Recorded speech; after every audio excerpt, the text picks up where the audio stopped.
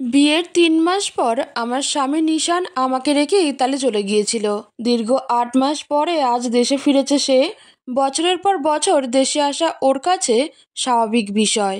তবে এবার সবকিছু গুছিয়ে নিয়েছে আমি আর আমাদের অনাগত সন্তান।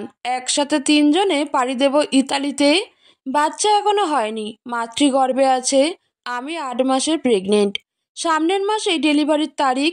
ডাক্তার সম্পূর্ণ বেড রেস্ট দিয়েছেন বলে এখন বাপের বাড়িতে আছি। তাছাড়া নতুন বিয়ে, স্বামী বিদেশে, নতুন অবস্থায় তাকে ছাড়া শ্বশুরবাড়িতে থাকাটা খালি খালি লাগে। তাই বাবার বাড়িতে থাকাটাই স্বস্তিদায়ক মনে হয়েছে। তার আসার খবর শুনে গতকালই শ্বশুর বাড়িতে যেতে চেয়েছিলাম, সে বাধা দিল।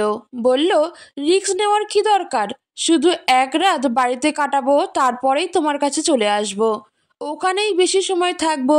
সে যতই বলুক, আমার এই ছটপটানিটা সে টের পাচ্ছে না। শুধু আমি জানি আমার ভেতরে কি চলছে। আমি 1 রাতও অপেক্ষা করতে পারছি না। তাকে কাছে পেতে চাই, জড়িয়ে ধরতে চাই। সে আমার শহরেই আছে, অথচ আমার পাশে নেই। এই ভাবনায় মনটা আরো ধুকপুক করতে লাগলো। চোখ বন্ধ করে গভীর শ্বাস নিয়ে নিজেকে শান্ত করার চেষ্টা করলাম। না, চোখ বন্ধ করলেও চোখের সামনে ভেসে উঠছে ওর সঙ্গে কাটানো মুহূর্তগুলো। প্রথমে কাছে আসা, শরীর কাঁপা, স্পর্শ করা, হাত ধরা, আর কত কি। আপনা আপনি লজ্জায় মুখে এক চিলতে হাসি ফুটল। মিটমিটি হাসতে লাগলাম। ভিডিও কল করলাম তাকে, বললাম, আর সহ্য হচ্ছে না আমার, পাখি হয়ে উড়ে এসো জান। সে হেসে বলল, পাগলি আমার, একটু অপেক্ষা করো, সকালটা হোক, দেখবে আমি তোমার কাছে চলে আসছি। খুব টায়ার্ড আমি, এখন একটু ঘুমোতে দাও প্লিজ। ছাড়তে মন চাচ্ছিল না তাকে, তবু কল কাটলাম। সত্যিই তো বেচারা অনেক ক্লান্ত, একটু ঘুমিয়ে নিক। তখনই পেটের মধ্যে পুচকুটা মোচড় দিয়ে উঠল। ওকে হাত দিয়ে ছুঁয়ে বিড়বিড় করে বললাম, জানো শোনা, তোমার আব্বু আসছে, কাল প্রথমবার তোমাকে ছুঁয়ে দেখবে। তুমি টের পাবে তো, চিনতে পারবে তো তোমার বাবার স্পর্শ। জানো, তোমার আগমনের খবর পেয়ে সবচেয়ে খুশি হয়েছিল তোমার পাপা। রাজপুত্রের সঙ্গে মনে মনে কথা বলতে বলতে কখন যে ঘুমিয়ে পড়লাম টেরই পাইনি। সকালে বড় ভাবির ডাকে ঘুম ভাঙলো। ঘড়ির কাঁটায় তাকিয়ে দেখি সকাল 7টা বাজে। ভাবি বললেন, ফ্রেশ হয়ে কিছু খেয়ে নাও সুমাইয়া। তারপর মিটমিটি হেসে বললেন, আজ একটু পরিপাটে হয়ে থেকো কেমন, কতদিন পর দুজনের দেখা হবে। ভাবির কথায় লজ্জায় লাল হয়ে গেলাম। ভাবি চলে গেলেন। ওয়াশরুমে গিয়ে ফ্রেশ হলাম। রুমে ফিরে হাতে ভর দিয়ে চেয়ারে বসলাম। শরীর এত ভারী হয়েছে যে হাঁটা চলা, বসা ওঠা সবই কষ্টকর হয়ে দাঁড়িয়েছে। মা বিভিন্ন রকম ফল নিয়ে এসে আমার পাশে বসলেন। খেতে খেতে অনেক গল্প করলাম। ঘরে সুস্বাদু খাবারের রান্না চলছে। গ্রানে বাড়িটা মই মই করছে। বড় ভাই বাজার থেকে বড় রুই মাছ, গলদা চিংড়ি, গরুর মাংস আর কত কি এনেছেন। বাড়ির জামাই আসছে বলে কথা, কোনো দিক দিয়েই কোনো ত্রুটি নেই। আমার তো কোনো কাজ নেই, বসে বসে ফোন টিপছি আর ওর কথা ভাবছি।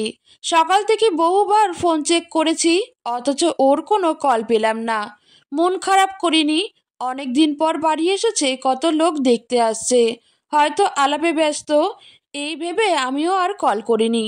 11টার দিকে ভাবি হালকা গরম পানি দিয়ে দিলেন। গোসল করে কমফোর্টেবল একটা প্রেগনেন্সির ফ্রক পরলাম। মুখে হালকা ফেস পাউডার, চোখে হালকা কাজল আর ঠোঁটে লিপস্টিক দিলাম। আয়নায় নিজেকে দেখলাম, মাসাল্লাহ লাগছে আমাকে। দুপুর 12টা বাজে। নিশানের এখানে এসে লাঞ্চ করার কথা। আমার বাড়ি থেকে তার বাড়ির দূরত্ব 3 ঘন্টা। এখন নিশ্চয়ই সে গাড়িতেই। কল করলাম, কয়েকবার রিং হওয়ার পরেও রিসিভ হলো না। শাশুড়ি মায়ের কাছে কল করে জানলাম সে 11টায় বাড়ি থেকে বের হয়েছে আমাদের বাড়ি আসার জন্য। তার অপেক্ষা করতে লাগলাম আমি সহ ঘরের সবাই। অপেক্ষা করতে করতে 2টা পার হয়ে গেল। নিশান এখনো আসেনি। কল করছে একধারে সবাই, কিন্তু সুইচ অফ। আমার মুখ নিভে গেল। দুনিয়ার যত রকমের বিপদ আপদ আছে সব একে একে মনে পড়তে লাগলো। আমার বেহাল অবস্থা দেখে মা আমাকে ধরে বসালেন। বুঝালেন, রাস্তাঘাটে কত ঝামেলা হয়, জ্যাম থাকে, সময়ও যায় মাঝে মধ্যে। টেনশন কিছু নেই, তোর শাশুড়ি তো বলেছে চলে আসবে, দেখিস। না, মায়ের কথা ঠিক হয়নি। সন্ধ্যা পেরিয়ে আসার সময় হতে গেল, তার খোঁজ নেই এখনো। শ্বশুরবাড়ি আর আমার বাড়ির সবাই যোগাযোগ করার চেষ্টা করছে, কিন্তু কেউ পাচ্ছে না। অবশেষে আমার দুই ভাই থানায় গেলেন। আমার দেবর, শ্বশুরসহ ওখানের অনেক লোক সবাই এক হয়ে সবাই মিলে থানায় জিডি করলেন। আমার আপন চাচা সেনাবাহিনীর উচ্চ পদে আছেন। তিনি তার পরিচিত পুলিশ অফিসারদের দিয়ে শহরের বিভিন্ন জায়গায় চেকপোস্ট বসিয়েছেন। আমি নামাজ পড়লাম, জায়নামাজে বসে কাঁদতেই আছি। কেঁদে কেঁদে দোয়া করছি, আল্লাহ আমার স্বামীকে সকল ধরনের বিপদ থেকে রক্ষা করো। সে যেখানেই থাক, তাকে সুস্থভাবে আমার কাছে ফিরিয়ে দাও। এমনিতে প্রেগনেন্ট, তার উপর মনের মধ্যে যে কি যাচ্ছে তা বলার মতো নয়। সবাই ঘিরে বসে পজিটিভ বুঝাচ্ছে আমাকে, টেনশন না করতে বলছে, কারণ বেশি টেনশন করলে বাচ্চার ক্ষতি হবে। আমি চাচ্ছি কান্না যেন থামে, তবুও চোখের পানি অনবরত পড়তেই আছে। কাঁদতে কাঁদতে একদম নেতিয়ে পড়েছি। প্রেশার হাই হয়ে গেছে। ডাক্তারকে কল করে নিয়ে আসছিল ভাবি। ডাক্তার ঔষধ দিয়েছে, ঘুমাতে বলেছে, কিন্তু আমি সন্ধ্যা থেকে না ঘুমিয়ে আছি। ঘুম না আসলে জোর করে তো ঘুমাতে পারবো না।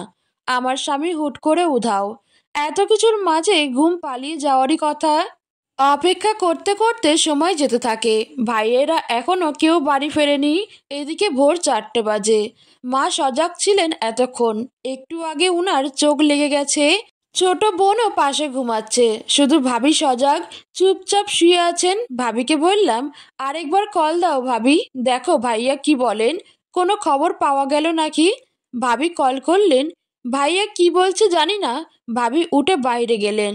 ভাবির চলে যাওয়া দেখে আমার মনে কু ডাকছে, সন্দেহ লাগছে। আমি ধীরে ধীরে খাট থেকে নামলাম, দরজার পাশে পর্দার আড়ালে গিয়ে দাঁড়ালাম। ভাবি কথা বলছেন আস্তে আস্তে। আমি কিছুই বুঝতে পারলাম না। তখনই প্রস্রাবের বেগ পেল প্রচুর। ওয়াশরুমে ঢুকলাম। তখনই মা ডাকলেন, সুমাইয়া তুই কই? জবাব দিলাম, মা আমি ওয়াশরুমে আছি। মিনিট দুয়েক পর বের হয়ে দেখি মা রুমে নেই। বারান্দায় বের হলাম, দেখি ভাবি আর মা অন্য রুমে ফিসফিস করে কথা বলছেন। তাদের এইসব লুকাচুরি দেখেই আমার ভয় বাড়ছে। কি এমন কথা তারা এরকম আমাকে এড়িয়ে গিয়ে বলছে? শুনতেই হবে আমার। আমি চুপ পায়ে হেঁটে পর্দার আড়ালে গিয়ে দাঁড়ালাম। স্পষ্ট শুনতে পেলাম ভাবি বলছে, সুমাইয়ার এই অবস্থা, যদি সে শুনে নিশান তাকে ঠকিয়ে অন্য একটা মেয়েকে নিয়ে পালিয়ে গেছে, তার অবস্থা কি হবে মা বুঝতে পারছেন? কথাটা শুনে আমার শরীর ভূমিকম্পের মতো এক ঝাঁকুনিতে কেঁপে উঠল। আমি টের পেলাম পুরো বাড়ি যেন আমার চারপাশে ঘুরছে। সব কিছু অন্ধকার লাগছে। নিজেকে আর স্থির রাখতে পারিনি। আল্লাহ গো বলে মাথা ঘুরে পড়ে গেলাম সেই জায়গায়। মাথা ঝিনঝিন করছে, চোখ বন্ধ থাকা অবস্থায় ব্যথা অনুভব করলাম পুরো শরীরে। চোখ খুলতে গেলে কষ্ট হলো, তবু আস্তে আস্তে বন্ধ চোখ খুললাম। নিজেকে অচেনা একটা জায়গায় দেখে চমকালাম। চারিদিকে চোখ ঘুরিয়ে বুঝলাম আমি হাসপাতালে। চট করে মনে পড়তে লাগলো রাতের ঘটনা। কলিজা কাঁপতে শুরু করলো। ধরফর করে ওঠার চেষ্টা করে ব্যথা পেলাম। সেলাইন লাগানো হাতে। পেটে হাত দিয়ে আমার আত্মা শুকিয়ে গেল। পেটে আমার মানিক নেই, পেট খালি। জোরে কান্না করে দিলাম। ঠিক তখনই নার্স আসলো রুমে। জিজ্ঞেস করলাম, আমার মা কই, আমার বেবি কই? নার্স বলল, আপনি কেবিনে আছেন, আপনার বাড়ির সবাই আছে এখানে। আর আমার বাচ্চা, পেট খালি কেন আমার? নার্স চুপ থাকলো। আমি হ্যাচকা টান দিয়ে সেলাইনের সুচ খুলে উঠলাম। নার্স শক্ত করে আমাকে ধরে রাখার চেষ্টা করেও পারল না। চেঁচিয়ে উঠল, রোগীর লোক কই, পড়ে যাবেন তো উনি। আমি চিৎকার করলাম, মা। ভাবি দৌড়ে এসে আমাকে ধরলেন। তুমি উঠেছো কেন? আমার ছেলে কই ভাবি? সে আছে, তুমি বসো তো এখানে, বসো। তোমার যা অবস্থা, এই অবস্থায় উঠেছো কেন? দেখো তো হাতে রক্ত বের হচ্ছে। মা আমার দিকে তাকাচ্ছেন না, মুখ ঘুরিয়ে আছেন। কেঁদে কেঁদে ডাকলাম মাকে। মা তাকে আমার কাছে এনে দাও। তাকাও না মা, আমার দিকে তাকাও। মুখ ঘুরিয়ে আছো কেন? মা এসে আচমকা আমার হাত ধরে কাঁদতে লাগলেন। আমি স্তব্ধ, কিছু টের পাচ্ছি, কাঁপছে শরীর। কি হয়েছে মা খুলে বলো, আমাকে টেনশনে রেখো না। ভাবি আমার মাথায় হাত বুলাতে বুলাতে বললেন, দেখো সুমাইয়া, আমাদের হাতে কিছু নেই, সব আল্লাহর হুকুমে হয়।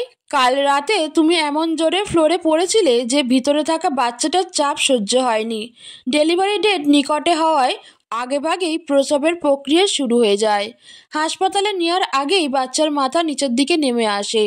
তোমার অমনভাবে পড়ে যাওয়ায় বাচ্চার মাথায় প্রচণ্ড চাপ পড়ে, অনেক রক্তও যায়। তুমি তখন অজ্ঞান ছিলে। তোমাকে আর বাচ্চাকে তাড়াতাড়ি হাসপাতালে নিয়ে যাওয়া হয়। বাচ্চাকে এনআইসিইউতে রাখা হয়। ডাক্তাররা অনেক চেষ্টা করেছেন, কিন্তু বাচ্চার মাথায় গুরুতর আঘাত লাগায় তারা হার মেনেছেন। ঘণ্টাখানেক আগে তার নিঃশ্বাস বন্ধ হয়ে যায়। আমি পাথর হয়ে বসে থাকলাম, বুঝতে পারছি না আমার সাথে কি হচ্ছে না হচ্ছে। টাল খেতে লাগলো মাথা। সবাই আমাকে ঘিরে ধরলো, আবার পানি খাওয়ালো। মা পাগল হয়ে ডাক্তারকে ডাকলেন। ডাক্তার এসে আমাকে উত্তেজিত না হতে বললেন। আমি স্থির হয়ে থাকতে পারছি না। মাকে বললাম, আমার কিছু হবে না। আমার পোড়া কপাল। পোড়া কপাল যাদের, তাদের কিচ্ছু হয় না। আমাকে আমার ছেলের কাছে নিয়ে যাও। উঠো, ধরো আমাকে।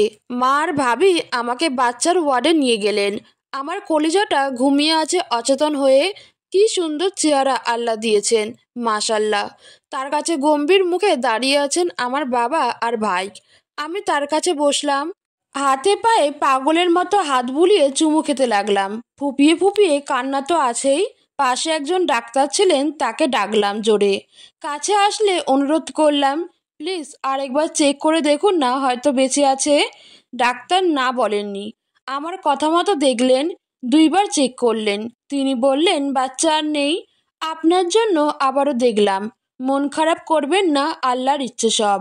মা জোরে জোরে কাঁদছেন। হাসপাতালের অনেক মানুষ জড়ো হয়ে গেছে মায়ের কাছে। আমি বাবুর পায়ের কাছে মাথা নুইয়ে আমার ঠোঁট জোড়া তার পায়ে লাগিয়ে বসে আছি। চোখের পানিতে আমার বুক ভিজে গিয়ে সিটে পড়ছে।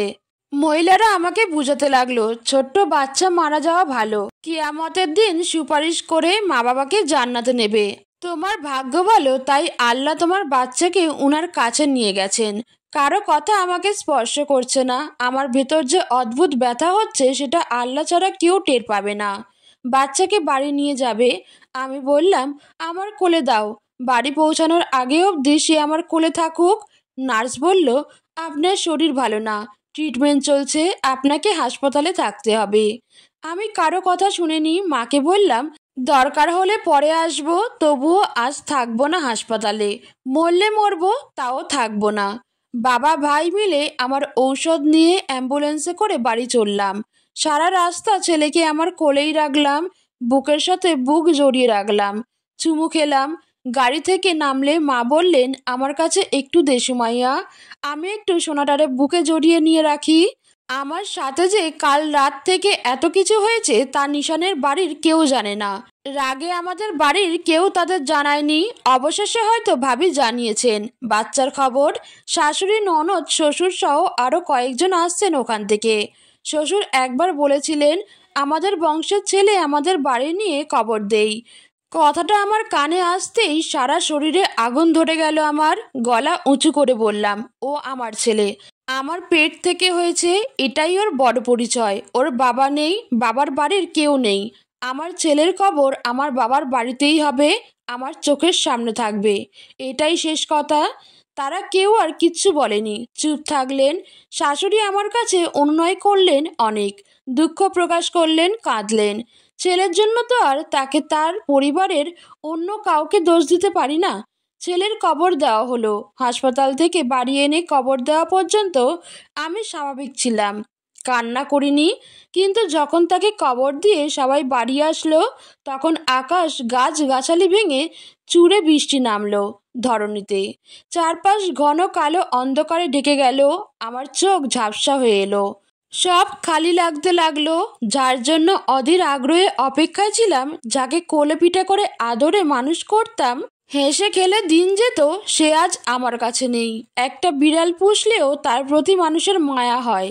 আর যাকে 9টা মাস কষ্টে যন্ত্রণায় গর্ভে বড় করলাম, সেই মানিগাছ আমার পেটে নেই। বড্ড খালি খালি লাগে পেটটা। পেটের চারপাশে হাত বুলিয়ে এক হাতে শক্ত করে ধরে মুখে ওড়না গুজে চিৎকার করতে লাগলাম। এত অসহায় আমি নিজেকে কখনো অনুভব করিনি। বারবার মনে হচ্ছিল, কেন আমাকে আল্লাহ নিয়ে নিলেন না? আমি কিভাবে বেঁচে থাকবো সামনে? এই এত কষ্টের দিন আমি কিভাবে পার করব? আমাকে পরদিন হাসপাতালে নেওয়া হয়। সেখানে অনেক দিন থাকার কথা থাকলেও দিন কমিয়ে নিয়ে আসি। বলি বাসায় ভালোভাবে ট্রিটমেন্ট করব। বাসায় থাকার মূল কারণ বাড়ির পশ্চিম দিকে আমার ছেলের কবর। আমি সেটা রোজ কয়েকবার দেখি। রোজ রাতে তার জন্য আমি কাঁদি। নিশানের প্রতি এমন ঘৃণা জন্মেছে তা ভাষায় প্রকাশ করার মতো না।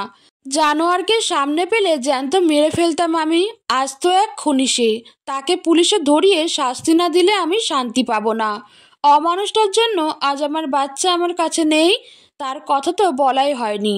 আমার ছেলে মারা যাওয়ার পর দিন তার সমস্ত তথ্য জানা গেছে। কক্সবাজারের একটা হোস্টেলে উঠেছিল মেয়েটাকে নিয়ে।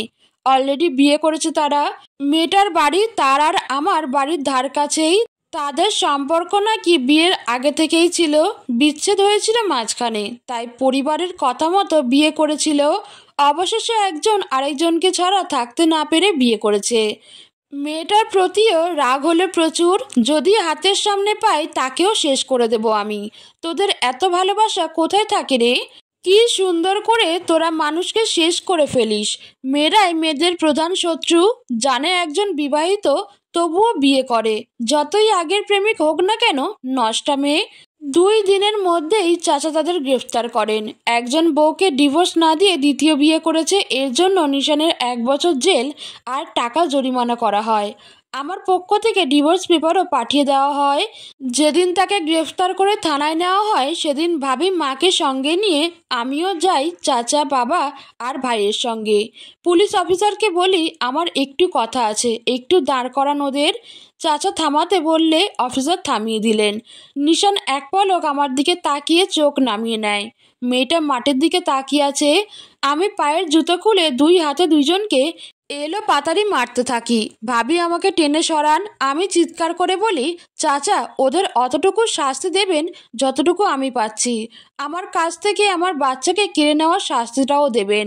যন্ত্রণা দিতে দিতে 2জনকে জ্যান্ত মেরে ফেলবেন। আদালতে মেয়েটার বিচার হবে না জানি, ওরে আমার কাছে ছেড়ে দিন। থাপ্পড় আর লাত্তি দিয়ে দিতে দিতে শেষ করে ফেলবো আমি। ভাবি টেনে সরান আমাকে। হাঁপাতে থাকি আমি, জোরে নিঃশ্বাস নেই। দিন মাস গড়িয়ে যায়, আমার ক্ষত ধীরে ধীরে সরতে থাকে। না, নিশানের জন্য আমার খারাপ লাগে না। কখনো আমার কলিজা কাঁদে না, কাঁদে আমার বাচ্চার জন্য। হয়তো নিশানের জন্য আমার অনেক কষ্ট হতো যদি আমার বাচ্চা মারা না যেত। যার কারণে আমার সব শেষ, সে আমার কাছে আস্ত একটা জানোয়ার। এর থেকে বড় পরিচয় আর কিছু নেই তার।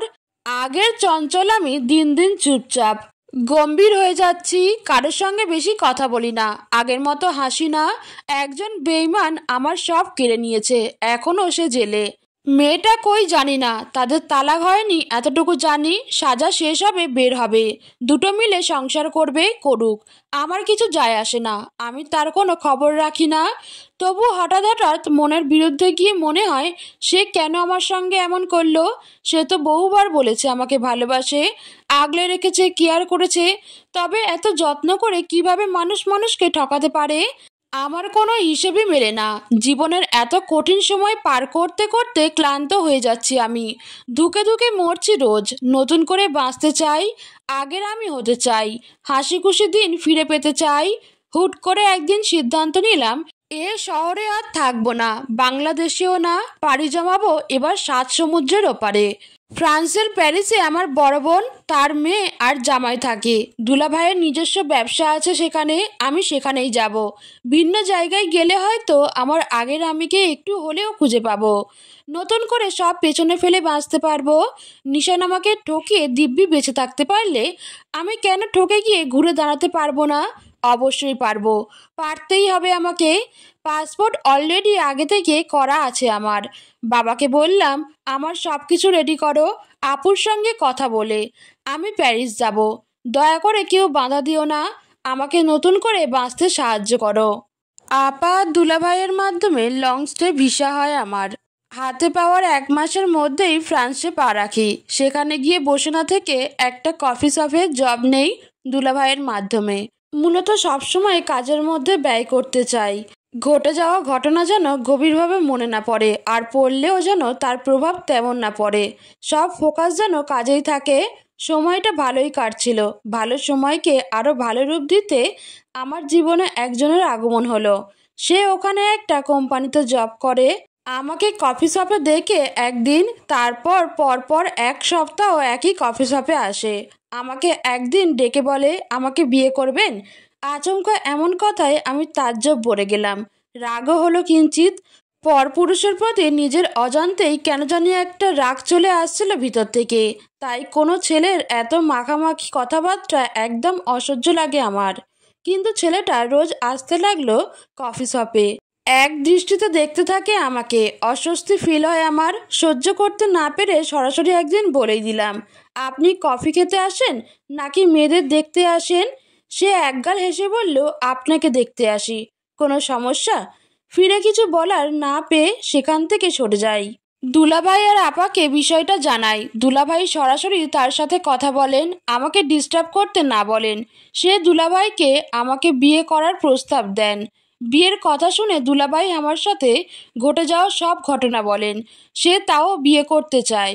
দুলাভাই আর আপার সাথে তার একটা সুন্দর সম্পর্ক হয়ে যায়, কিন্তু আমি তখনও এড়িয়ে চলি।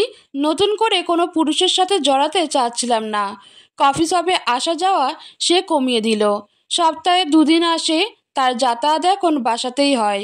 দুলাভাইয়ের সাথে ভালো বন্ধুত্ব, তাই আমি তেমন সামনে পড়ি না। সে দুলাভাইয়ের বাসার পাশেই বাসা নেয়। এক সকালবেলা হাঁটতে বের হয়েছি। খোলা বাতাসে নিরিবিলি রাস্তায় হাঁটছি। দূরে ছেলেমেয়েরা জগিং করছে। গাছের ডালে দুটো পাখি টুকটাক করছে। সে জায়গায় থেমে গিয়ে অবাক চোখে তাদের দেখছি। কি সুন্দর লাগছে দেখতে। জোড়ায় জোড়ায় সবাইকে ভালো লাগে, কথাটি শুনে চমকে গেলাম আমি। খানিক ভয়ও পেলাম। বুকে থুতু দিয়ে পিছনে ফিরে তাকিয়ে স্তব্ধ হয়ে গেলাম। দুহাত মুষ্টিবদ্ধ করে একগাল হেসে দাঁড়িয়ে আছে ওই লোকটা। নামটা তার রুশান। দুলাভাইয়ের কাছে শুনেছি। আমার আনইজি ফিল হচ্ছে। এত সকালে এই লোক এখানে? রাস্তায় প্রায় ফাঁকা। সে কি আমাকে ফলো করছিল? হেঁচকিয়ে উঠল আমার। শক্ত হয়ে বললাম, আপনি আমার পেছন পেছন আসছেন কেন? কবে ছাড়বেন এসব পাগলামি? ক্লিয়ার কথা শুনেন, কোনো অনুভূতি নেই আমার। আমি আপনার সাথে কখনো প্রেমে জড়াবো না। দয়া করে আমার পিছু ছাড়েন। আপনি এরকম করলে আমি বিব্রত বোধ করি। আমি তো প্রেম করতে চাই না, বিয়ে করতে চাই। বিয়ের পর প্রেম করব। একজনের কাছে ঠকেছ বলে অন্যজনকে শাস্তি দেবে কেন? আমি তোমাকে চাই। চাই মানে চাই। তুমি আমার না হলে আমি নিজেকে শেষ করে দেব। প্রচণ্ড বিরক্তি চোখ মুখ কুঁচকে তাকালাম তার দিকে। পাগল হয়েছেন? হ্যাঁ, পাগলই। তারপর সে মুখ মলিন করে বলল, দয়া করে মেনে নাও। আজ কতদিন ধরে তোমাকে চেয়ে যাচ্ছি, কিন্তু পাচ্ছি না। আমার কষ্ট হয় খুব। একবার আমার হয়ে দেখো, কত ভালো রাখি তোমায়। দুঃখ তোমাকে ছুঁতে পারবে না। প্লিজ সুমাইয়া, মেনে নাও। আমি কোনো কথা না বলে চলে আসি। চলে আসলে কি হলো? তার কথাগুলো কানে বাজছিল খুব। যতই বলি পুরুষের প্রতি আগ্রহ উঠে গেছে, তবু আমার অবচেতন মন চায় কেউ আমাকে ভালোবাসুক, যত্ন করুক, আগলে রাখুক, নতুন করে হাসি খুশি থাকতে শিখাক। ভালো থাকতে কে না চায়? আমিও চাই। শুধু বিশ্বাস করতে কষ্ট হয়। তার প্রতি আস্তে আস্তে ফিলিংস আসতে শুরু করে, তবু তাড়াতাড়ি পাত্তা দেয় না। সেও পিছু হটে না। সেম এনার্জি নিয়ে আমাকে চাইতে থাকে। আপা অনেক বুঝালো আমায়। মাকে ফোন দিয়ে বলল আমাকে বুঝাতে। সবাই বুঝালেন যাতে রাজি হই। এভাবে চলতে চলতে একসময় আমিও সায় দেই। ভাবলাম নতুন করে আরেকবার সুন্দরভাবে বাঁচার চেষ্টা করেই দেখি। হয়তো সুখ আসবে। সবাই তো আর ঠকায় না।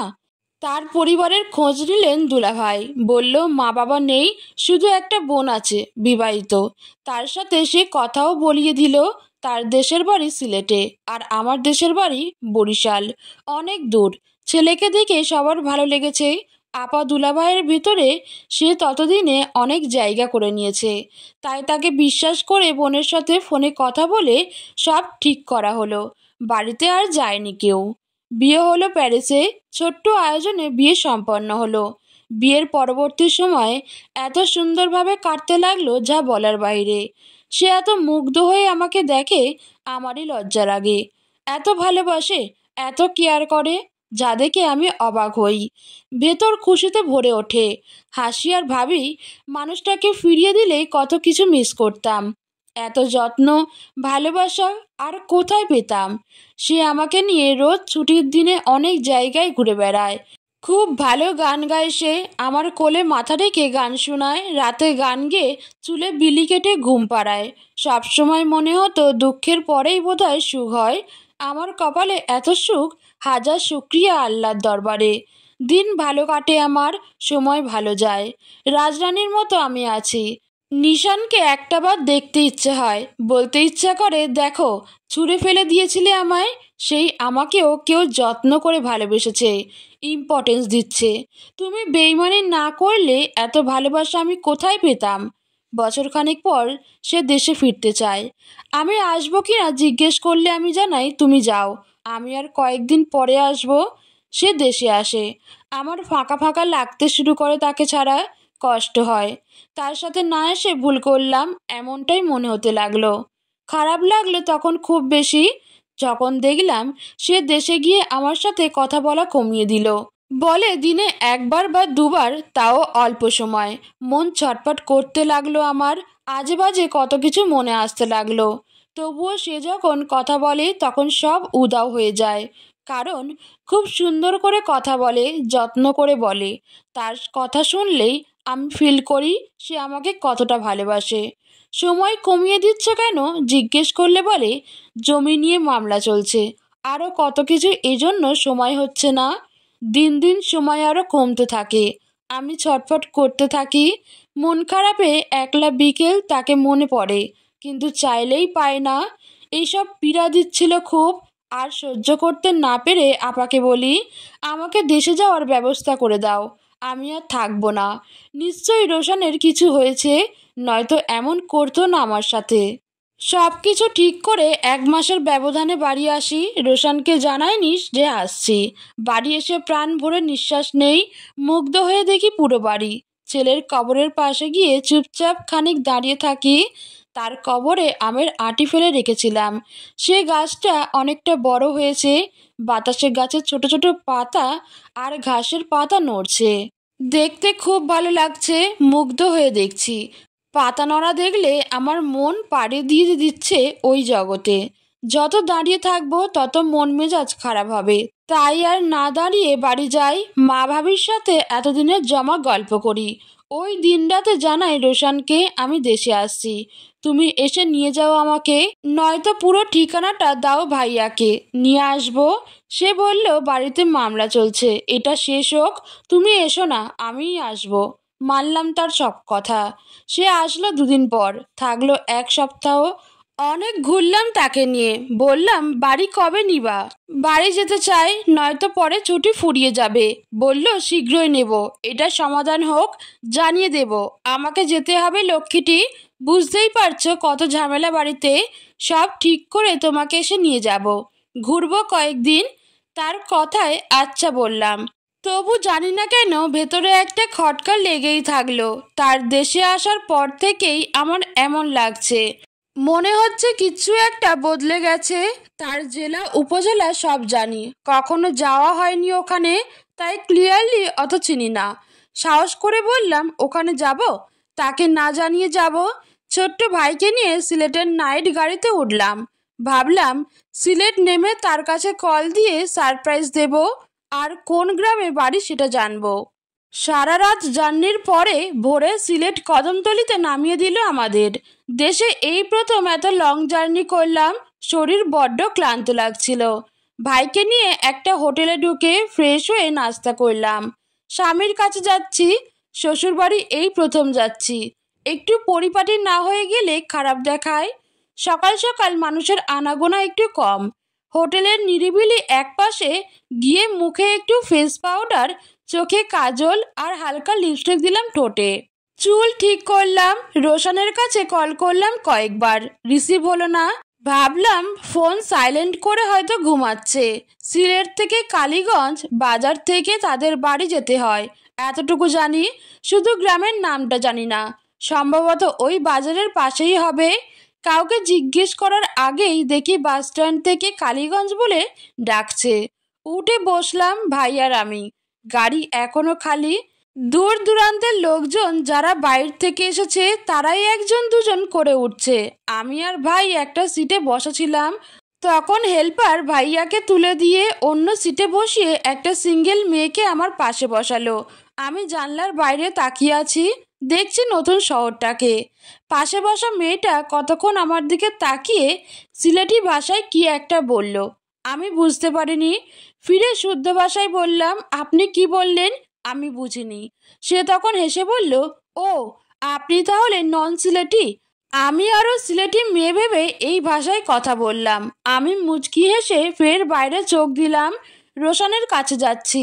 আমার ভেতরে খুশি লাগছে, আবার কেমন যেন অদ্ভুত ফিল হচ্ছে। মিশ্র এক অনুভূতি, নিজেই বুঝতে পারছি না এর অর্থ। ফোন চেক করছি বারবার রোশান কল দিল কিনা। মেয়েটা আবার প্রশ্ন করল, আপু আপনি কোন ব্র্যান্ডের কাজল ইউজ করেন? আচমকা এমন প্রশ্নে চমকে উঠি খানিকটা, হাসি পায়। অদ্ভুত মেয়ে, প্রথম দেখায় কেউ এসব প্রশ্ন করে। হেসে তাকাই তার দিকে। সে বলল, আসলে চোখ দুটো এত সুন্দর লাগছে তো। কাজলটাও নিখুঁত, কালো চকচক করছে। আমি কাজল পছন্দ করি, খুব দেই, তাই জিজ্ঞেস করা। নাম বললে আমি এই কাজল কিনবো। আমার এই কাজলটা কোলসাল ব্র্যান্ডের। বাসা কোথায় আপনার, আর যাবেন বা কোথায়? বুঝলাম মেয়েটার সঙ্গে কথা না বললে এরকম প্রশ্ন করতেই থাকবে, তার চেয়ে বরং কথা বলেই সময় যাক। বললাম, বরিশাল থেকে আসছি। কেন, কোথায় যাবেন? কোনো প্রশ্ন বাদ রাখেনি সে। আমিও কেমন ফ্রি হয়ে গেলাম, তাকে সব বললাম। সে শুনে তো চোখ বড় বড় করে তাকিয়ে থাকে আমার দিকে। বলে, আল্লাহ গো, এত সাহস আপনার! এত দূর থেকে খুঁজে খুঁজে চলে আসছেন। কালীগঞ্জ বাজার আমাদেরও বাজার, আমার বাড়িও ওখানেই। কোন গ্রাম বলুন, আমি চিনতেও পারি। জানালাম কোন গ্রাম এখনো শিওর না, তার থেকে শুনে বলবো। ওকে। আবার কল দিয়ে দেখেন ভাইয়ার কাছে। মেয়েটার কথা মতো আবার কল দিলাম। সকাল বাজে 8টা। 3বার রিং হয়ে রোশান ফোন তুলল। ঘুম জড়ানো কণ্ঠে বলল, হ্যাঁ বেবি বলো, কেমন আছো, কি করছো? হেসে বললাম, সারপ্রাইজ আছে আজ। কি সারপ্রাইজ? আগে বলো, তোমাদের গ্রামের নাম কি? হঠাৎ গ্রামের নাম কেন? আরে বলো না, বলছি তো সারপ্রাইজ। না, না বললে বলবো না, আগে বলো কি সারপ্রাইজ। দেখলাম এরকম করলে বলবে না, সরাসরি বলেই দিলাম। বললাম, আমি তোমার বাড়ি আসছি, সিলেট থেকে নেমে কালীগঞ্জের গাড়িতে বসে আছি। গ্রামের নাম বলো, ওখানে গিয়ে চলে যাব। না না, আমি যাব না, প্রথমবার যাচ্ছি, নিজে থেকে গেলে কেমন দেখায়। বাজারে বসে থাকবো, তুমি এসে নিয়ে যেও। কি বলে উঠল সে, কণ্ঠে যেন বজ্রপাত। তুমি আগে বলবো না তুমি আসছো? না জানিয়ে কেউ এত দূর আসে? আমি নিঃশব্দ হয়ে গেলাম। ভেবেছিলাম আমার আসার খবর শুনে সে খুশি হবে, এখন দেখি উল্টো রাগ। সে বলল, তুমি বাজারে এসে দাঁড়িয়ে থাকো, আমি এসে নিয়ে যাব। ওকে বলে ফোন কেটে দিলাম। যতক্ষণ কথা বললাম মেয়েটা ততক্ষণ আমার দিকে তাকিয়েছিল। মনে হচ্ছিল কি বলছি সেটা খেয়াল করছিল। জিজ্ঞেস করলো, ভাইয়া কি বললেন? সে বলছে বাজারে গিয়ে দাঁড়াতে, সে এসে নিয়ে যাবে। আচ্ছা, যেহেতু উনি আমার এলাকার মানুষ, হয়তো আমি চিনতে পারি। উনার নাম রোশান। রোশান ওর নাম? মেয়েটা ঠোঁট উল্টে বলল, চিনলাম না, অন্য কোনো নাম আছে? না, এটাই তার নাম। উনাকে একটু দেখতে পারি? কোনো ছবি আছে? নিশ্চয়ই। আমি রোশানের আর আমার একসাথে তোলা ছবি দেখালাম। ছবির দিকে তাকিয়ে মেয়েটা হঠাৎ অবাক চোখে আমার দিকে তাকালো। আমি চোখে চোখ রেখে জানতে চাইলাম, কি হলো? সে হঠাৎ বিষম খেলো, মুখটা কেমন যেন হয়ে গেল। জিজ্ঞেস করলাম, কি হলো আপু? হেসে বলল, কিছু না, অনেক সুন্দর পিক তো। অবাক হয়ে গেছি দেখে, আরও থাকলে আরও দেখান। আমি তাকে অনেক ছবি দেখালাম। চঞ্চল মেয়েটা কেমন যেন চুপচাপ হয়ে গেল, হাসছে, কিন্তু মনে হচ্ছিল সেটা জোর করেই। 3 ঘন্টার ব্যবধানে গাড়ি কালীগঞ্জ বাজারে এসে থামলো। গল্প করতে করতে কখন যে পৌঁছে গেছি বুঝতেই পারিনি।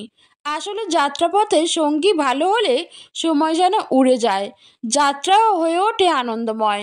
মেয়েটা বলল, আমি আজ নামি, এই নিন আমার নাম্বার। এত দূর থেকে এসেছেন, অচেনা জায়গা, দরকার হলে কল করবেন, আর সমস্যা না হলেও একবার আমার বাড়িতে ঘুরে যাবেন, কেমন? আমি মাথা নেড়ে সম্মতি দিলাম। একসাথে গাড়ি থেকে নামলাম। মেয়েটা চলে গেল। শেষ মুহূর্তের আচরণটা একটু অদ্ভুত ঠেকলো, হেসে উড়িয়ে দিলাম। ভাবলাম মেয়েটা তো শুরু থেকেই অদ্ভুত। রোশনকে কল করলাম, কয়েকবার রিং হওয়ার পর দেখলো ফোন সুইচ অফ। হঠাৎ অদ্ভুত লাগতে শুরু করলো সব কিছু। আবার মনে পড়ল যে আমাকে এত ভালোবাসে, সে আমাকে এড়িয়ে যাবে না। অন্ধবিশ্বাস আমার তার প্রতি। একটা দোকানে বসলাম আমরা। ভাইয়ের মুখ গোমরা, বলল, কেমন মানুষ দুলাভাই, আমরা প্রথমবার আসছি, আমাদের নিতে আসবে না, ফোনও তুলছে না। অনেকক্ষণ বসে থাকলাম। আমার বুক ধুকপুক করতে লাগলো। মনে হচ্ছিল তাহলে কি আমি আবার ভুল মানুষকে ভালোবেসেছি? কেন সে এমন করবে? দোকানদার ভাই আমাদের আপ্যায়ন করলেন, শুনলেন আমরা এত দূর থেকে এসেছি, কফি দিলেন, গল্প করলেন। রোশনের নাম বললাম, কিন্তু কেউ চিনতে পারল না, হয়তো তার ডাকনাম ভিন্ন। ঘন্টাখানেক পর রোশন কল করলো, বলল আমি আসছি বাজারে। অবশেষে এলো, আমাদের নিয়ে গেল একটা সুন্দর এলাকা বাড়িতে। চারপাশে সারি সারি ফুলের গাছ, নতুন করে বানানো বাড়ি। একটু দূর দূর অন্য বাড়িগুলো। বাড়ির উঠোনে গিয়ে দাঁড়াতেই একজন মহিলা, ঠিক মহিলা না, মেয়ে বলাই চলে, ছবিটা দেখেছিলাম, চিনলাম সে আমার বড় ননদ। উনি হেসে বের হলেন। আমি সালাম করলাম, ঘরে ঢুকলাম। কিন্তু বারবার মনে হতে লাগলো, রোশন তার নিজের বাড়িতে না নিয়ে আমাদের এখানে আনলো কেন? ননদ নাস্তা বানাতে ব্যস্ত হয়ে পড়লেন। ভাই বিছানায় গিয়ে গায়ে এলিয়ে দিল। আমি আগে গোসল করলাম, তারপর উঠোনে ডেকে নিয়ে রোশনকে বললাম, তোমার বাড়িতে না নিয়ে আমাদের এখানে নিয়ে আসছো কেন? আরে, বাড়িতে মামলা টামলা চলছে, ঝামেলার মধ্যে ওখানে গিয়ে লাভ নেই, এখানে থাকো। এখান থেকেই আমরা ঘুরবো, সব কিছু দেখাবো। আমার যা সন্দেহ হয়েছিল তা একদম পাকাপোক্ত হয়ে গেল। আমি শিওর রোশন কিছু লুকাচ্ছে, হয়তো বাড়িতে বউ আছে আর আমাকে লুকাচ্ছে। মাথা ঝিনঝিন করে উঠল। আমি আর ভাবতে পারছিলাম না। আমি জেদ ধরলাম, আমাকে তোমার বাড়িতে নেওয়া লাগবেই, আমি যাব, তুমি নিশ্চয়ই কিছু লুকাচ্ছ। অল্প অল্প করে কথার লড়াই শুরু হলো। এক পর্যায়ে তর্কাতর্কি। ভাই ততক্ষণে ঘুমিয়ে পড়েছে। তার বোন এসে আমাদের দুজনকে শান্ত হতে বলল। আমি মাথা দু হাত দিয়ে চেপে বললাম, আপা, কিছু লুকানো থাকলে দয়া করে বলুন আমাকে। আমি বুঝতে পারছি কিছু একটা আছে। কি সেটা জানতে চাই? রোশনের কি আরেকটা বউ আছে বাড়িতে? বলুন প্লিজ, আমার দম বন্ধ লাগছে। সত্যটা না বললে আমার অশান্তি আরো বাড়বে। তিনি বললেন, শান্ত হও সুমাইয়া, ঘরে চলো। না, ঘরে যাব না। যদি কেউ না বলেন আমি বাজারে গিয়ে রোশনের ছবি দেখিয়ে সব জানবো, তখন আপনাদের মান সম্মান কোথায় থাকবে? না, এমনটা করো না তুমি।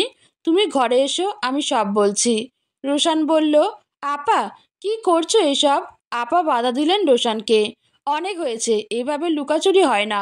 সত্য চাপা থাকে না, সামনে আসে। এখন বলে দেওয়াই ভালো, নয়তো সামনে আরো সমস্যা হবে। আপা আমার হাত ধরে ঘরের ভেতর নিয়ে গেলেন। রোশন রাস্তার পাশে করুণ মুখে দাঁড়িয়ে রইল। এক পলক তাকিয়ে ঘরের দিকে চললাম। ওর এরকম মুখ দেখে আমার মোটেও ভালো লাগে না, মায়া লাগে ভীষণ। আপা আমার হাত ধরে বলতে লাগলেন, রোশন তোমাকে খুব খুব ভালোবাসে, আমাদের সবার ঊর্ধ্বে গিয়ে সে তোমাকে ভালোবাসে। কিন্তু মানুষের জীবন খুব অদ্ভুত, কখন কাকে ভালো লাগে আর ভালোবেসে ফেলে মানুষ তার নিজেই টের পায় না। রোশনের জীবনে একটা সত্যি লুকানো আছে। এখন তুমি সেই জিনিসটা ধরে রাখবে, নাকি তোমার প্রতি তার অসীম ভালোবাসা দেখে ওটাকে মেনে নেবে? সেটা তোমার ব্যাপার। আমার হৃৎপিণ্ড কাঁপতে লাগলো। যা শুনতে যাচ্ছি তা নিশ্চয়ই ভালো কিছু হবে না। তবু দাঁতে দাঁত চেপে বললাম, আগে বলুন শুনি। উনি দীর্ঘকণ্ঠে বললেন, রোশনকে 4 বছর আগে বাড়ি থেকে বিয়ে দেওয়া হয়। পরিবারের পছন্দে তার অতটা আগ্রহ ছিল না। একটা ছেলে আছে 2 বছরের, তারা বাড়িতে থাকে। সে বউ জানে না তোমার কথা। মূলত এই কারণেই সে তোমাকে বাড়িতে নিয়ে যাচ্ছে না। সে ওকে ভয় পাচ্ছে না, সে ভয় পাচ্ছে তোমাকে হারানোর। তুমি জানার পর যদি তাকে ছেড়ে দাও, তুমি ভাবতেও পারবে না তোমাকে কতটা ভালোবাসে। একটু বিবেচনা করে দেখো এখন বিষয়টা। আমি কতক্ষণ স্থির হয়ে বসে থাকলাম জানি না। চেষ্টা করেও কোনো কথা বের করতে পারলাম না। এই মুহূর্তে আমার কেমন অনুভূতি, আমার ভেতরের অবস্থা, সেটা আমার মতো ভুক্তভোগীরাই জানবে। ভাষায় কখনো প্রকাশ করতে পারবো না। আপা হাতে চাপ দিয়ে বললেন, তুমি চুপ কেন, কিছু তো বলো। থেমে থেমে বললাম, আপনি জেনে শুনে দুটো মেয়ের ক্ষতি করলেন কেন? আপনি তো জানতেন সে আমাকে বিয়ে করছে। আমার বাড়ির লোক আপনাদের সঙ্গে কথা বলেছে, তাও আপনি কিভাবে দুটো মেয়েকে ঠকাতে পারলেন? রোশনকে আমি বাধা দিয়েছিলাম, সে বলেছে, আপা এই মেয়েকে আমার চাই, না পেলে মরে যাব। তুমি সব ঠিক করে দাও। বাধ্য হয়ে করতে হলো। যা হওয়ার হয়েছে, তুমি মেনে নাও সুমাইয়া। তুমি আর রোশন তো বাইরে থাকবে, এই তো কদিন ছুটি শেষ। আপাকে বিশ্রী লাগতে শুরু করলো। আমার কাছে স্বার্থপর মনে হলো। নিজের ভাইয়ের জন্য অন্য মেয়ের জীবনে এমন খেললেন। আমি উঠে দাঁড়ালাম। ভাই উঠছে কিনা দেখতে গেলে দেখি সে উঠে বসেছে। তীক্ষ্ণ দৃষ্টিতে তাকিয়ে আছে আমার দিকে। আমার চোখ টলমল করছে, ফোঁটা ফোঁটা করে পানি পড়তে লাগলো। এখানে আর থাকবো না, এখনই চলে যাব, কেঁদে কেঁদে বললাম ভাইকে। সে চুপচাপ উঠে শার্ট গায়ে দিল। এই সময় রোশন ঘরে ঢুকে আমার হাত থেকে ব্যাগ ছিনিয়ে নিল। বলল, কোথাও যেতে পারবে না এখন। আমি কিছু বলার আগেই ভাই পরপর কয়েকটা থাপ্পড় মারল রোশনকে। আচমকা চমকে উঠলাম সবাই। রোশনের বোন চটে গেলেন, কিন্তু রোশন কিছু না বলে উল্টো ভাইয়ের হাত ধরে বলল, তোমরা যেও না, এখন আনটাইম, গাড়িও পাওয়া যাবে না, প্লিজ মাথা ঠান্ডা করো। কোনো কথা না শুনে আমরা বেরিয়ে পড়লাম। রোশন পেছনে পেছনে আসতে লাগলো। একবার আমাকে একবার ভাইকে বোঝাতে লাগলো। শক্ত করে আমার হাত ধরে বলল, আমার কথাটা শুনো আগে, নয়তো ছাড়বো না। হাত ছাড়ো বললাম আমি। দেখো সুমাইয়া, পরিবারের পছন্দে আমি বিয়ে করি, বউ মানি সংসার করি। আমার শখ ছিল প্রেম করে বিয়ে করার, কিন্তু প্রেমটা হয়নি। আমার ভালো লাগতো না কাউকে, আর যাকে লাগতো তাকে বলার সাহস পেতাম না। আচমকা একদিন তোমাকে দেখে আমি প্রেমে পড়েই ভালোবাসি। এতটা ভালোবাসি যে ছলচাতুরি করে তোমাকে সত্যি লুকিয়ে বিয়ে করি। তারপর তোমাকে হারানোর ভয়ে সব লুকিয়ে রাখি। আমি জানি আমার সব অপরাধ, তবু ভালোবাসা আর তোমার প্রতি যে টান, তার শুধু একটু দেখো। আমাকে শাস্তি দিও না প্লিজ, আমি মরে যাব। একটা বাচ্চা আছে, তাকেও ছাড়তে পারবো না। তোমাকে ছাড়ার কথা তো ভাবতেও পারবো না। এই আর কদিন, প্যারিস চলে যাব, থাকবো তুমি আর আমি। রোশনের কথা অসহ্য লাগতে লাগলো। দুই বউকে একসাথে রাখতে চাচ্ছে। আমি দম বন্ধ হয়ে মরে যাব, তবু তার বউ আছে জেনে তার সঙ্গে থাকবো না। অন্য একজন মেয়ে উড়ে এসে বসে আমার আগের সংসার নষ্ট করেছে, এটা আমি মানতে পারি না। আর আমিও জেনে শুনে কেন আরেকজনের সংসার নষ্ট করব? এই মেয়েদের কাতারে আমার নাম লেখাতে চাই না। গ্রামের ফাঁকা রাস্তা, মানুষজনের চলাচল কম।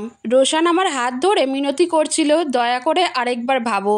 ভাই প্রচণ্ড রাগে রোশনের হাত টেনে সরিয়ে দিল। আমিও রোশনকে সাবধান করলাম, আরেকবার যদি আমাকে আটকাতে আসো বা পিছু নাও, তাহলে চিৎকার করে গ্রামের মানুষ জড়ো করব। যেতে দাও প্লিজ।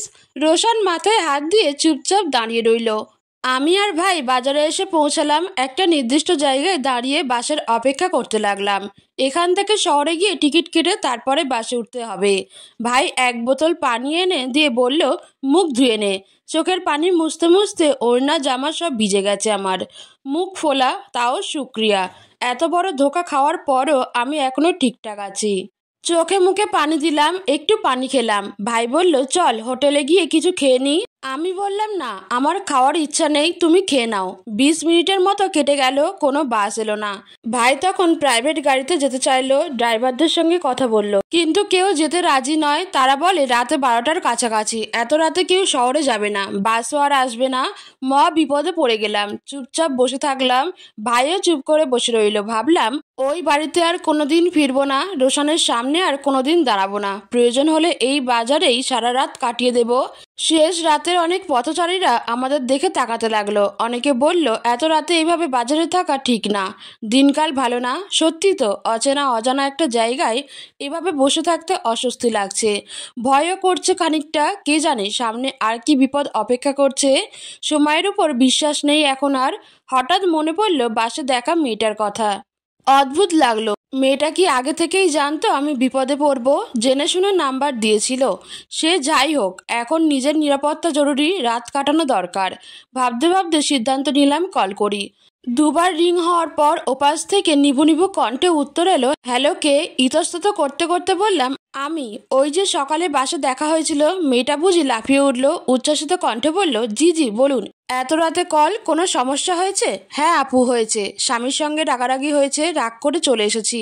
এখন বাস পাচ্ছি না। রাতটা কি আপনার বাসায় থাকা যাবে? কেন নয়, অবশ্যই। আপনারা এখন কোথায় আছেন? কালীগঞ্জ বাজারে। একটু ওয়েট করুন, আমি একটা গাড়ি পাঠাচ্ছি, চলে আসবেন। স্বস্তির নিঃশ্বাস ফেললাম। পৃথিবীতে এখনও ভালো মানুষ আছে, নিঃস্বার্থভাবে সাহায্য করার মতো মানুষ। 15 মিনিটের মধ্যেই আমরা পৌঁছালাম মেয়েটার বাড়ি। পুরো বাড়িটা দেয়াল ঘেরা। বড় গেট পেরিয়ে ভেতরে ঢুকলাম। মেয়েটি হাসি মুখে এগিয়ে এলো। বাসে ওর নেকাব ছিল, তাই মুখ দেখা হয়নি। এখন দেখলাম ভীষণ মিষ্টি চেহারা। ঘরে উঠতে বেলি ফুলের তীব্র ঘ্রাণ নাকে এলো। চোখ ঘুরিয়ে দেখি উঠোন জুড়ে নানা রকমের ফুলের গাছ। বাহ, কি সুন্দর পরিবেশ! রুচিশীল মানুষ বটে। মেয়েটি বলল, ফ্রেশ হয়ে নিন আপনারা। ফ্রেশ হয়ে এসে দেখি ডাইনিং টেবিলে খাবার সাজানো। ম্লান হেসে বললাম, এসবের কি দরকার ছিল? চুপচাপ খেয়ে নিন, মুখ দেখেই বোঝা যাচ্ছে খাওয়া হয়নি। আমরা খেলাম, খুব ক্ষুধা পেয়েছিল। পেট ভরে খেলাম। মেয়েটা পাশে বসে নিজে হাতে তরকারি তুলে দিচ্ছিল। খাওয়া শেষ হলে ভাইকে এক রুমে শোয়ার ব্যবস্থা করে দিল।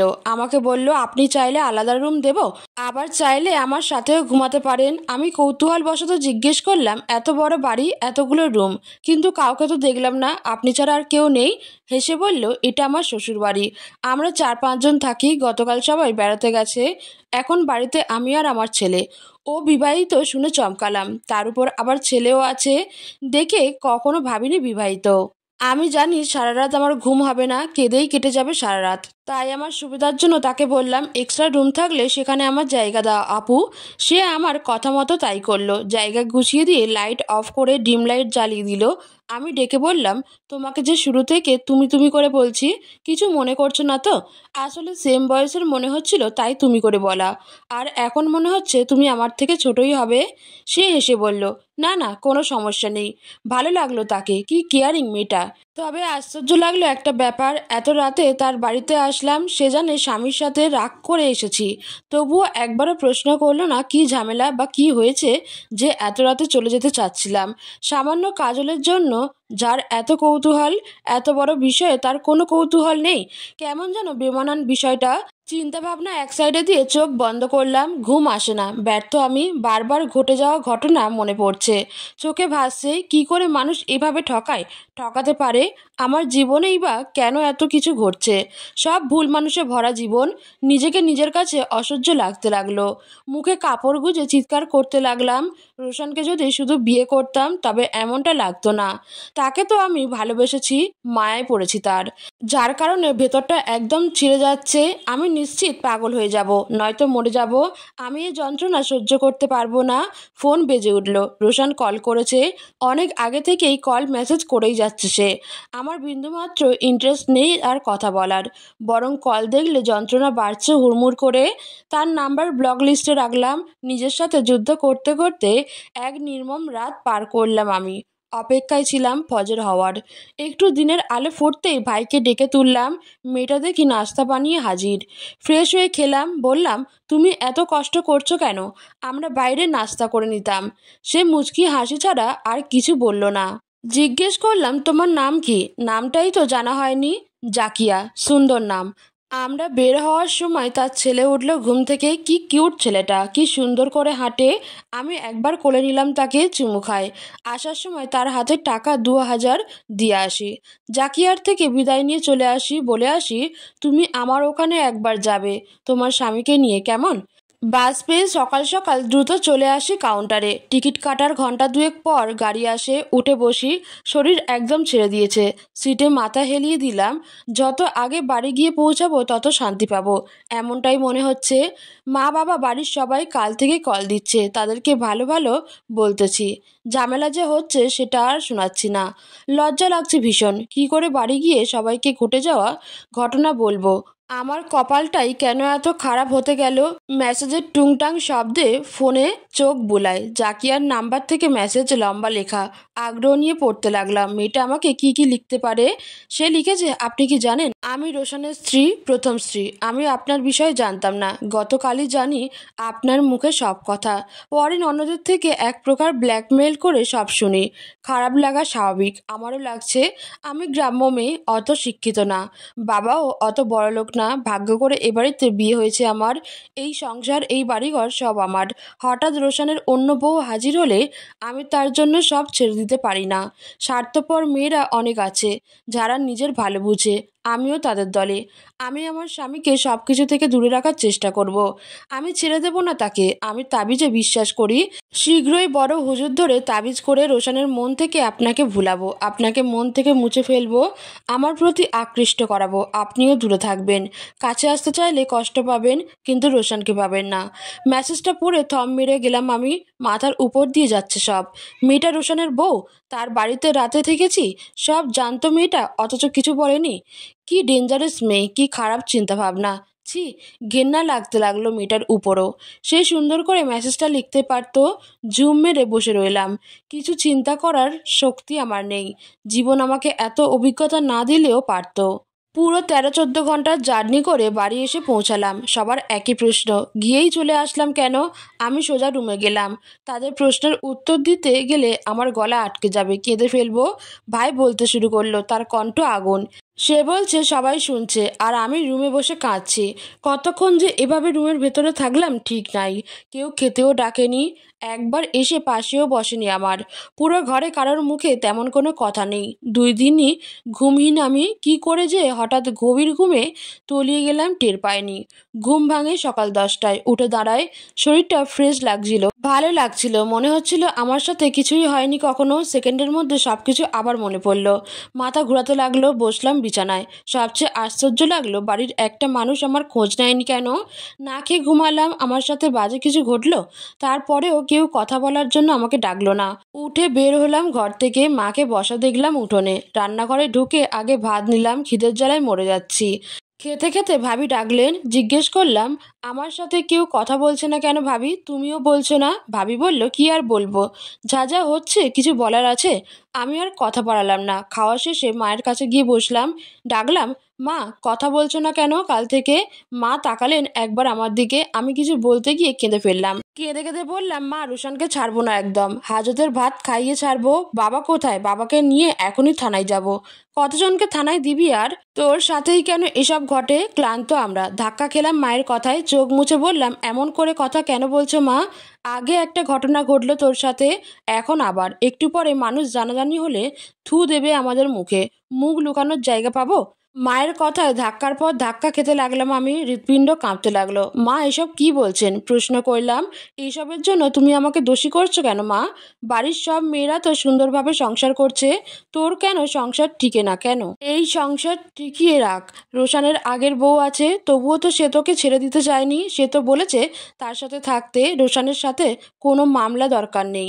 এই তো তোরা বাইরে যাবি, ওখানে গিয়ে সংসার কর। আগেকার মানুষ একসাথে 2 বউ নিয়েছিল, এখনো আছে। পাগল হয়েছে মা? আমি থাকতে পারবো না। কোন দিক দিয়ে আমার কমতি আছে যে আমি বউ থাকা সত্ত্বেও থাকবো? আমি পারবো না। মা বড় বড় চোখ করে তাকালেন আমার দিকে। সব দিক দিয়ে এত পরিপূর্ণ তুই, তাহলে সবাই এত ঠকাই কেন তোকে? শেষ কথা শুন, রোশানের সাথে সম্পর্ক ভাঙনের কোনো দরকার নাই। তার সাথে আমার কথা হয়েছে, তোর বাবাও বলেছে তার বউ তার বাড়িতে থাকুক, তুই থাকবি বিদেশে, কোনো ঝামেলা হবে না। আমি পারবো না। আমি তাকে ডিভোর্স দেবো, বেইমান একটা। এইসব বেইমানের সাথে থাকা সম্ভব না আমার। আমি দম আটকে মরে যাব। তাহলে এই বাড়িতে তোর আর জায়গা নেই। কি বলে পিছু হাঁটলাম আমি। মায়ের কি হলো? তখন থেকে কী সব বলে যাচ্ছেন আমাকে। আরও অনেক কথা কাটাকাটি হলো মায়ের সাথে। এই প্রথম মায়ের সাথে আমার ঝগড়া হলো। মায়ের সাথেও যে মেয়েদের ঝগড়া হয় সেটা আমি বুঝতামই না। আজ এই মুহূর্তে বুঝলাম। মায়ের সাথে কথা বলার এক বিন্দু শক্তি নাই আমার। মায়ের এসব কথায় আমার শরীর থরথর করে কাঁপছে। মনে হচ্ছে আমার আর আপন কেউ নেই। কেঁদে কেঁদে ঘরে ঢুকলাম। মায়ের নির্মম কথাগুলো কানে বাজতে লাগলো। এতদিন যা যা কষ্ট পেয়েছি, তার চেয়ে সবচেয়ে বেশি আঘাত পাচ্ছি মায়ের কথাগুলো ভেবে। মায়েরা তো আপন হয়, তবে কেন যখন আমার পাশে দাঁড়ানোর কথা তখন আমাকে যন্ত্রণা দিচ্ছেন? তবে কি মেয়েরা একসময় মা বাবার কাছেও বোঝা হয়ে যায়?